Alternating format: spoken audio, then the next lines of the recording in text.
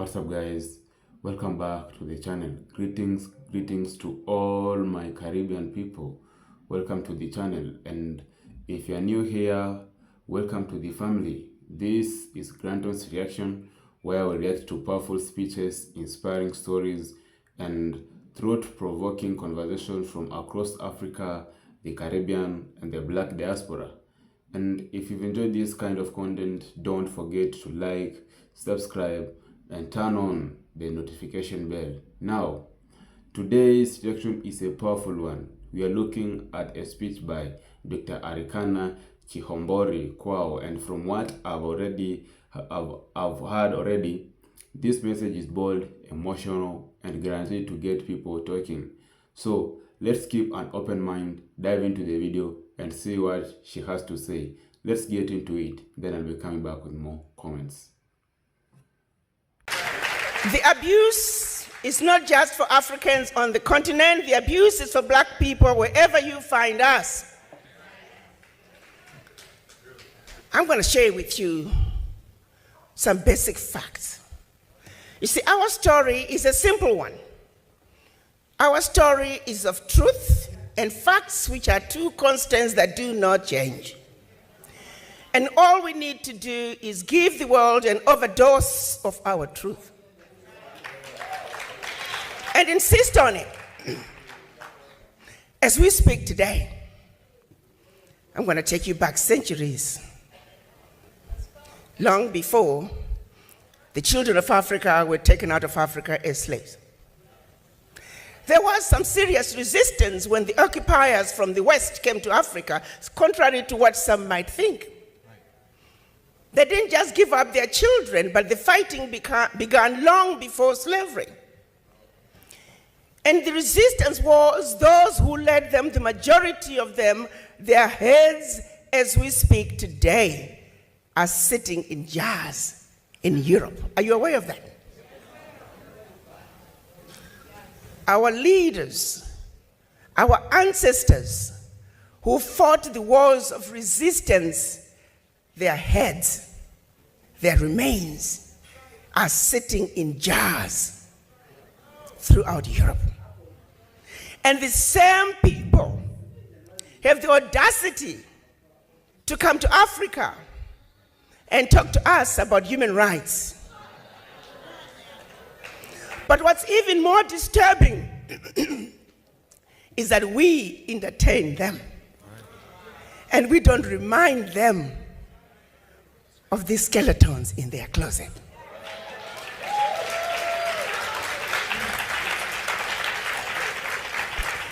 As we speak today, the priceless artifacts that they stole from all over Africa are sitting in their museums throughout Europe. And when you and I, when we visit Europe, we pay to see what belongs to us. Evidence of theft, evidence of murder on display in plain sight. As we speak today, Black people are listed as 3/5 of a human being in the US Constitution. As we speak today, the redlining continues. As we speak today, African countries are being made to pay ridiculous interest rates on loans that they should not be paying for. Correct. As we speak today, reparations are due.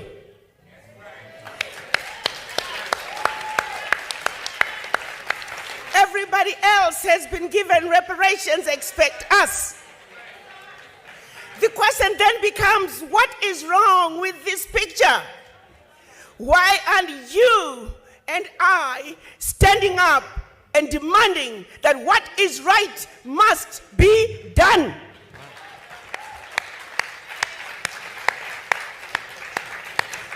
I can tell you why.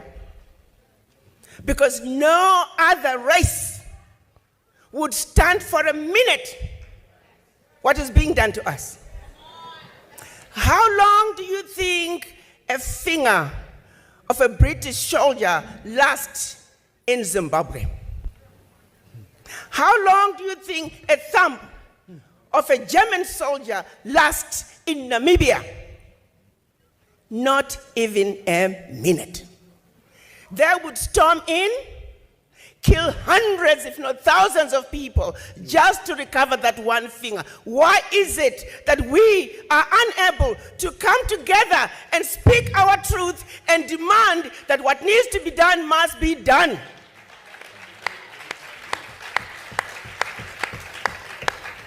It's because they defeated us where it matters the most, which is the mind.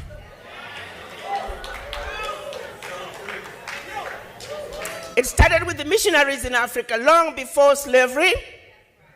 They were sent by the Roman Catholic Church to subdue the Africans, make them believe that when you get slapped, turn the other cheek, and that your riches are in heaven. So by the time they followed with the colonizers to rape and rape Africa, we were already brainwashed. We were meant to believe everything African was bad and undesirable, and everything European was better. And the same brainwashing continued as our children were taken out of Africa enslaved.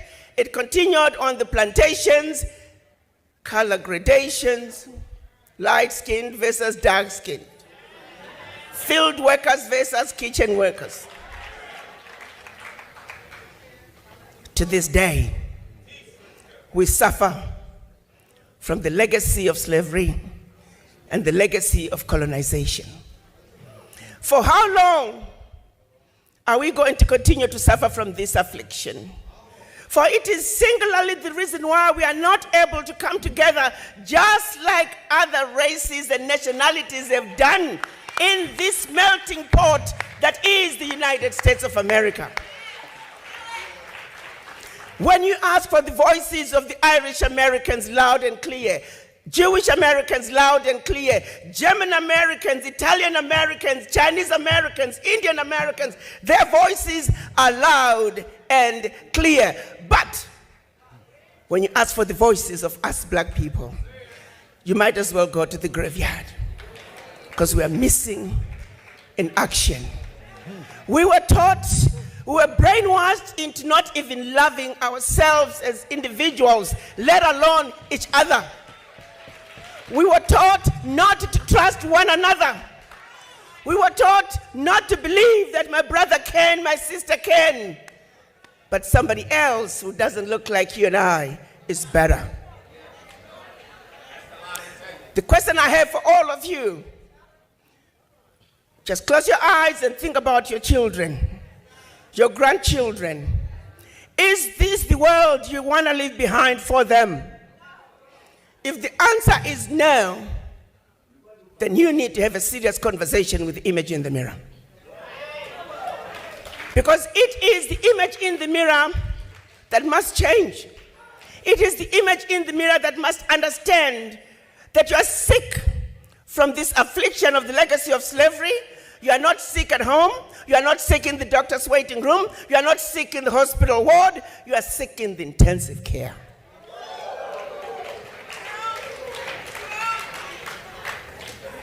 How long are we going to continue to support other people's agendas?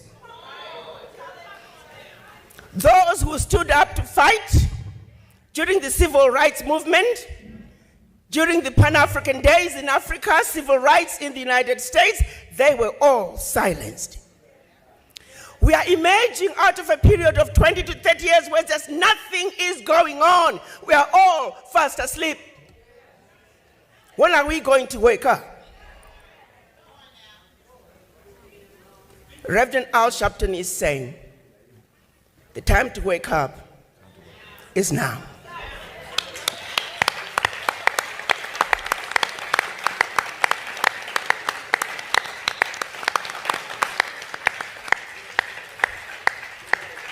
Reparations now.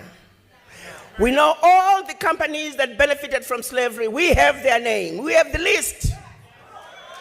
They must pay. As we speak, many have pledged their contributions. Guess what's going to happen, my brothers and sisters? Because we are not organized, we will never realize those funds. And they will hide behind, oh, they are disorganized. They don't know what they are doing. I am now going to be asking Reverend Al Sharpton to lead us as we demand those reparations. We need to register a global Pan-African fund that can make sure that we have development in black communities where it belongs. Those funds must be organized. Those funds must be paid for. Reparations for black people now. Okay guys, welcome back. So guys, right from the beginning, Dr. Arikana makes a point that makes people don't often hear historic clashes. She reminds us that Africans didn't simply accept colonialism. They resisted it long before the transatlantic slave trade reached its height. There were communities fighting to defend their land, their culture, and their freedom. I think that's an important reminder because history is often simplified. We hear about colonization and slavery, but we don't always hear enough about the courage and resilience that existed throughout that period. Understanding both sides gives a fuller picture of the past. Then, she shifts to something that many people find deeply emotional. She talks about African artifacts and even ancestral remains that are still held museums and institutions outside Africa. Her argument is that it's difficult to talk about justice while so many historical issues remain unresolved. Whether someone agrees with every aspect of that argument or not, this topic continues to generate discussion around the world. Questions about cultural heritage, restitutions, and historical accountability aren't going away anytime soon. But the moment that really stood out to me was when she said that the greatest victory of colonialism wasn't taking land, it was conquering the mind. That statement really makes you stop and think. Her argument is that once people begin believing their own culture is inferior, they start losing confidence in themselves, their traditions, and even each other. She connects this to colonial education, missionary influence, and attitude that she believes continue to shape society today. Now, this is where the conversation becomes especially thought-provoking. While people may disagree about the extent of these influences, its growth reflecting on education, media, and historical narratives shapes the way people see themselves and others. That's a discussion that extends far beyond any one country. The speak then moves into economic issues. Dr. Arikana speaks about debts, unequal financial relationships, and the continuing debate over reparations. She argues that the legacy of slavery and colonialism still affects society today, and that conversation about justice should include economic consequences as well. This is one. This is, of course, a topic with many different viewpoints. Some people strongly support reparations, while others question how they should work in practice. Regardless of where someone stands, it's a conversation that continues in many countries and raises important questions about history and responsibility. Towards the end of the speech, the focus shifts from the past to the future. Her main message is unity. She encourages Africans on the continent, African Americans, Jamaicans, and black communities across the world to work together, invest in education, strengthen their communities, and build opportunities for future generations rather than allowing historical divisions to keep them apart. Personally, I think that's one of the strongest part of the message. Whatever someone's perspective on history or politics, the importance of education, cooperation, and community development is something many people can appreciate. She also points to political changes taking place in countries such as Burkina Faso, Mali, and Niger, describing them as a sign of awakening rather than simply instability. These developments are interpreted differently by different observers, which is why it's valuable to hear multiple perspectives and stay informed. As these speaks come to the end, one thing becomes very clear. Dr. Arikana isn't trying to make people comfortable. She's inviting people to ask difficult questions, revisit history, and think critically about the future. Whether you agree with all of her conclusions or only some of them, speeches like this encourage discussion, and discussion is often where learning begins. Now, I want to hear from you guys. Do you believe Dr. Arikana's message is a wake up call for the global black diaspora? Which part of her speech stood out to you the most? Share your thoughts in the comment below, and let's keep the conversation respectful and thoughtful. If you've enjoyed this reaction, don't forget to like the video, subscribe to the channel, and share it with someone who enjoys meaningful discussion. Thank you so much for watching, and I'll see you in the next one.